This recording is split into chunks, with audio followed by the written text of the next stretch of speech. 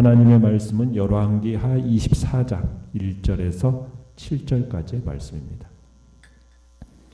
열왕기하 24장 1절에서 7절입니다.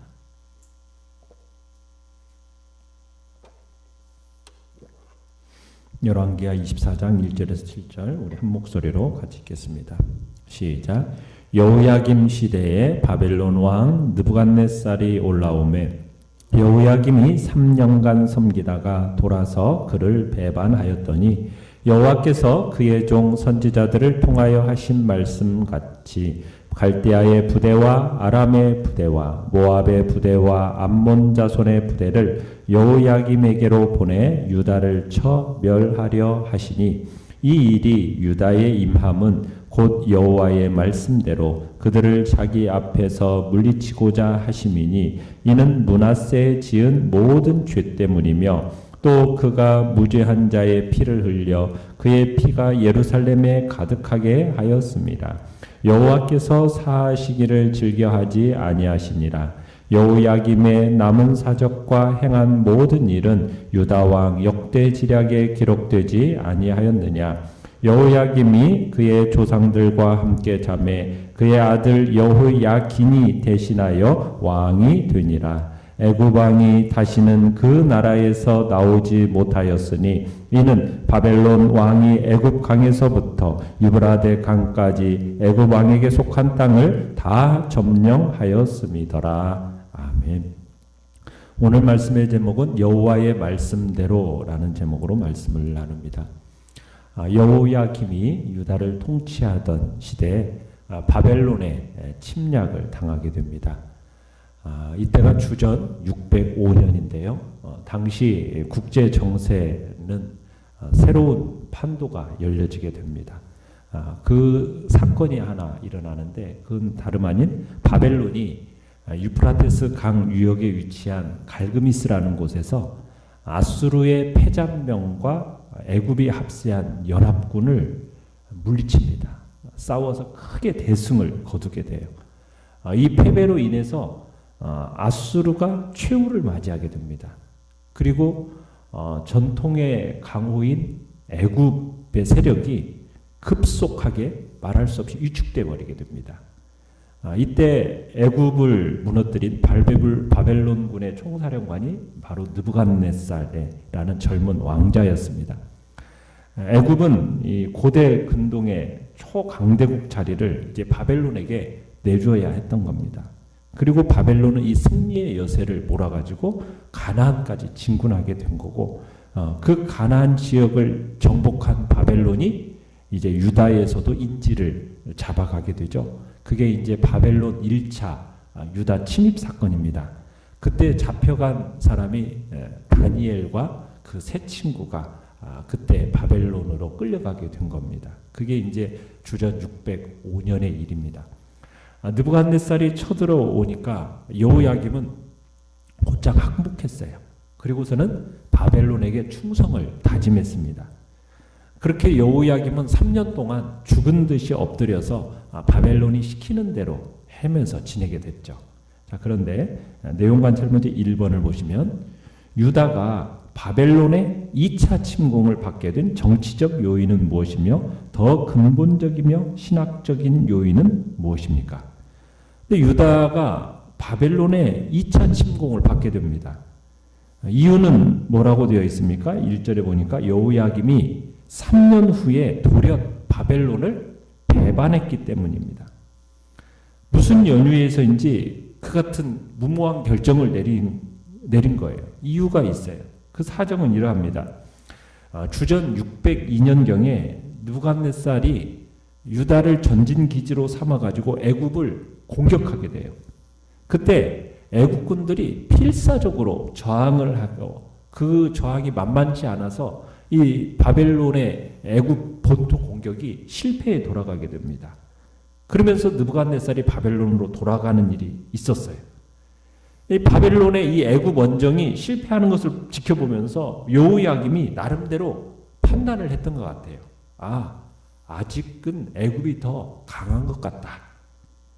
만약 우리가 이 바벨론을 반역을 하면은 애굽에 상당한 지원을 받을 수 있겠다. 아마 이것을 기대했던 것 같고 애굽 역시 아마 여호야김에게 그런 약속을 했겠죠. 바벨론이 재침공할 시에는 우리가 너희를 도와주겠다. 적극 도와주겠다. 이런 약속도 했던 것 같아요. 그런데 하나님의 신에 감동했던 선지자 에레미야는 바벨론을 거역하지 말라고 간곡하게 권했었어요. 그런데 에레미야의 말을 듣지 않고 여호야김 왕이 이 애굽 세력들의 말을 듣고서는 그리고는 입장 정리를 해버린 겁니다. 그런데 어떤 의미에서 이 애굽이 바벨론을 완전히 이긴 게 아니었어요. 그냥 죽기 살기로 싸우니까 간신히 그냥 애굽 본토만 지켜낸 거였거든요. 그러니까 애굽이 유다를 도와줄 수 있는 형편이 안 됐습니다. 그러니까 여호야김과 유다가 계산착오를 한 거죠. 바벨론은 애굽 본토 공략에 실패했다고 해가지고 유다 왕국을 치지 못할 정도로 약한 상대가 아니었어요. 오히려 빈틈을 타서 어떻게 보면은 금방 애굽 쪽에 이게 붙어버린 이 여호야김의 배신에 이 느부갓네살과 바벨론이 분노를 느끼며 더욱 분노를 더욱 자극해버린 거예요. 느부갓네살은 그래서 어떤 일을 하게 되느냐면 2절에 보시면은 갈대아 부대와 그러니까 이제 바벨론의 일부 군인들을 파견해 가지고 유다의 전통적인 적들 있죠. 아람, 모압, 암몬 이 군대들을 연합군들을 보내 가지고 여호야김과 유다를 치게 한 겁니다. 그런데 여호야김 시대 때 지금 바벨론을 중심으로 한 이 연합군이 유다를 친 일이 어떻게 보면은 당시 근동의 정치적인 상황에서 비롯된 것 같은데 성경은 뭐라고 얘기를 하고 있습니까? 3절에 보시면은 이 모든 일이 어떻게 된 거라고요? 여호와의 말씀대로 그들을 자기 앞에서 물리치고자 하심이라. 그러니까 이렇게 일이 된 게 이유가 그냥 정치적인 상황에서만 일어난 것이 아니라 이들이 하나님의 말씀을 거역하고 오직 어떻게 보면 하나님의 말씀을 전하는 선지자들을 핍박한 유다 왕들과 유다 백성들에 대한 하나님의 진노였다라는 거예요. 이게 성경의 기록입니다. 그러니까 주의 백성을 괴롭히는 이 침략자들은 하나님이 직접 보내신 심판의 도구였다. 지금 이야기하고 있는 겁니다. 그래서 여호야김은 이 바벨론의 속국 군대, 이 연합군에 의해서 처절하게 패배를 하게 됩니다. 이때 여호야김은 애굽으로부터 아무 도움도 받지 못했죠. 바벨론이 예루살렘을 포위한 그런 상태 가운데서 여호야김은 죽게 됩니다. 이때가 주전 598년 겨울쯤으로 추정이 되어지는데 참 어떻게 보면 여호야김은 어리석은 정치적 판단을 한 결과로 이런 일을 초래하게 된 거죠. 그리고는 그의 뒤를 이어서 누가 왕이 되었습니까? 6절에 보니까 그의 아들 여호야긴이 18살에 왕이 되게 됩니다. 자, 내용관찰 문제 2번을 보시면 애굽이 당시 국제사회에서 위축되고 고립된 원인은 무엇입니까? 자, 7절에 보시면은 바벨론 왕이 나일강에서부터 유프라테스 강에 이르기까지 모든 지역을 통치하게 되었기 때문에 이제 더 이상 애굽은 그 본토에서 나올 수가 없게 된 겁니다. 그러니까 근동의 패권이 바벨론 왕 느부갓네살의 손에 넘어가면서 애굽이 다시는 그 국경 밖으로 나오지 못하게 됐다는 거죠. 참 어떻게 보면 애굽이라는 나라는 유구한 역사를 가지고 오랫동안 근동의 패권을 차지했던 그렇게 군림했던 나라입니다. 얼마 전까지만 해도 아수르와 더불어서 이 근동의 패권을 다투었던 나라예요. 그런 애굽이 우물한 개구리 신세로 지금 전락하고 만 거예요. 그러니까 이제 근동의 지역의 패권이 누구에게로 넘어간 겁니까? 바벨론으로 넘어가고 만 거예요. 자, 그러면 바벨론은 영원했겠습니까? 아니죠. 바벨론 역시 100년도 채 지나지 않아가지고 역사의 무대에서 사라지고 맙니다. 그러니까 이 세상의 모든 것이라는 것이 다 가변적이라는 거예요. 영구한 것은 없습니다. 견고했던 제국도 하루아침에 황폐하게 될 수 있는 거예요. 우리 인간도 마찬가지죠. 건강하던 사람도요. 전혀 예기치 못했던 병에 걸려서 죽음을 맞이하는 게 우리 인간의 모습 아닙니까? 그래서 우리 모든 사람은 이에 대비하는 삶을 살아야 돼요. 왜? 영원한 것은 하나도 없기 때문에. 영원한 것은 무엇밖에 없습니까? 하나님의 말씀밖에 없습니다. 그러니까 우리는 눈에 보이지 않는 것에 소망을 둬서는 안 돼요. 이 보이는 것에 소망을 둬서는 안 돼요. 보이는 것, 이 세상 것, 그런 것에 소망을 둘 게 아니라 보이지는 않지만 영원한 하나님의 나라, 그 나라의 주인이신 하나님, 그리고 그분이 우리에게 말씀하신 하나님의 복된 말씀, 그것에 우리의 소망을 두며 살아야 되는 것이죠. 자, 연구한 묵상 문제 3번을 보시면, 왜 하나님은 오래전 므낫세가 저지른 죄악을 용서하지 않으시고 말씀대로 심판을 강행하셨을까요? 자, 3절 4절을 보시면은 므낫세에 지은 모든 죄 때문이다, 이렇게 얘기를 하고 있습니다. 그러니까 므낫세는 남북 유다와 남북 이스라엘을 통틀어서 가장 오랜 기간 동안 통치했던 왕이에요. 몇 년을 통치했습니까? 55년을 55년. 그런데 이 55년의 므낫세의 행적이 어땠어요? 대부분의 기간이 악행으로 보냈거든요. 그러니까 이러한 므낫세의 죄가 유다 멸망의 결정적인 원인으로 작용을 했다라는 겁니다. 그러면은 므낫세의 죄 때문만이라고 말할 수 있을까요? 므낫세 그 한 사람의 죄 때문에 유다가 멸망의 길로 인도받았다, 우리가 그렇게만 생각할 수 있을까요? 그건 아니겠죠. 유다가 멸망한 것은 므낫세의 죄뿐만이 아니에요. 유다 백성들의 죄 때문이기도 한 겁니다. 므낫세의 악행을 따라간 백성들의 죄, 이 죄가 유다에 대한 하나님의 심판이 임하게 되는 원인이 된 거예요. 그러니까 유다 멸망의 원인은 그냥 므낫세 한 사람만의 죄 때문만이 아니라 유다 백성 전체에 있다라는 거죠. 그러니까 유다 백성들이 므낫세를 이은 어떻게 보면 요시야가 전무후무한 개혁을 하지 않았습니까? 그럼에도 불구하고 요시야를 따라가지는 않았어요. 겉으로는 요시야의 개혁에 동참하는 듯이 보였지만 요시야가 죽고 나니까 어떻게 됩니까? 금방 옛 생활을 버리지 못하고 계속 죄악 가운데 머물러 있는 거 보게 되잖아요. 결국에는 하나님의 심판을 피하지 못하게 된 겁니다. 하나님께서 유다를 멸하시기로 작정하시고 결심을 바꾸지 않으신 것은 어떻게 보면 유다 백성들이 하나님의 자비를 멸시하고 죄에서 돌이키지 않았기 때문인 거죠. 그러니까 하나님은 유다를 돌이키기 위해서 선지자들을 보내지 않았습니까? 므낫세 시대 때 그 대선지자 이사야, 또 미가, 훌다, 하박국, 예레미야, 수많은 선지자를 보내셔서 유다의 멸망을 경고하셨는데 그 경고를 제대로 들은 왕이 있습니까? 하나같이 그 경고를 듣지 않고 무시해버렸거든요. 특히 므낫세는 이사야를 어떻게 해버렸습니까? 톱으로 켜서 죽이기까지 했거든요. 굉장히 잔혹함을 보인 겁니다. 여호야김은 어땠습니까? 에레미야를 잘 대해줬습니까? 아니죠.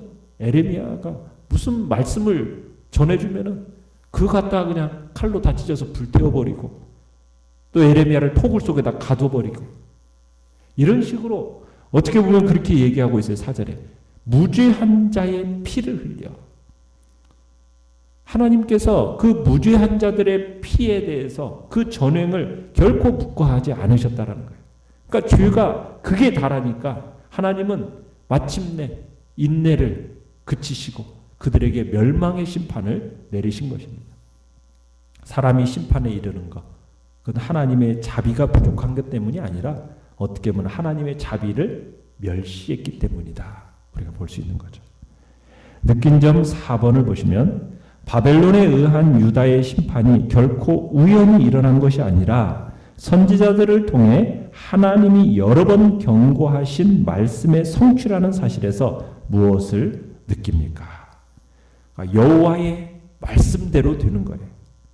그러니까 여러분, 역사라는 것은 하나님께서 이미 오래전에 선포하신 당신의 말씀을 성취해 가시는 과정이다, 이렇게 우리는 생각할 수가 있는 겁니다.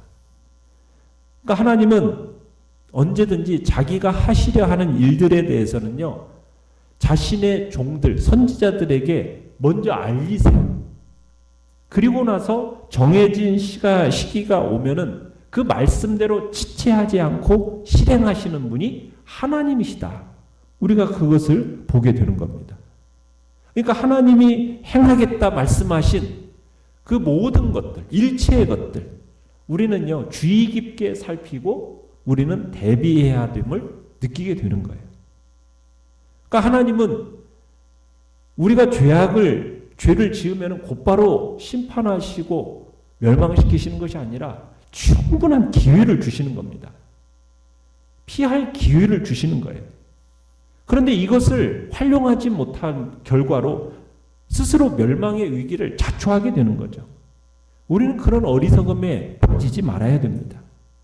하나님은 우리가 죄 가운데 있으면 다양한 방법으로 죄를 깨닫게 하시려고 하시고 말씀을 통해서 경고하시고 그럴 때 우리가 마음을 강팍하게 하면 안 돼요.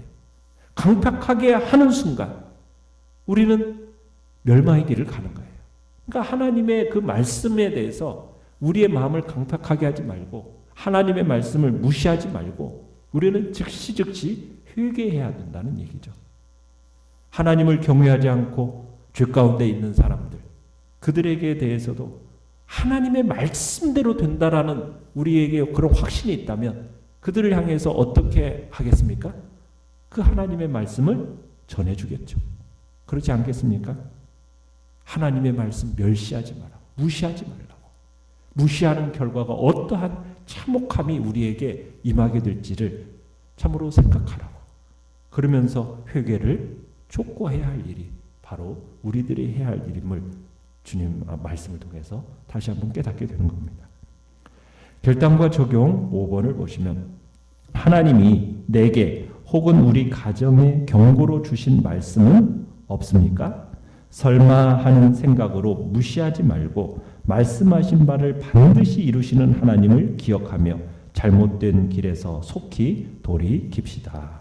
아멘. 오늘의 기도 같이 읽겠습니다. 시작. 모든 것이 하나님의 말씀대로 이루어진다는 믿음으로 말씀에 철저히 순종하며 살아가게 하소서. 아멘.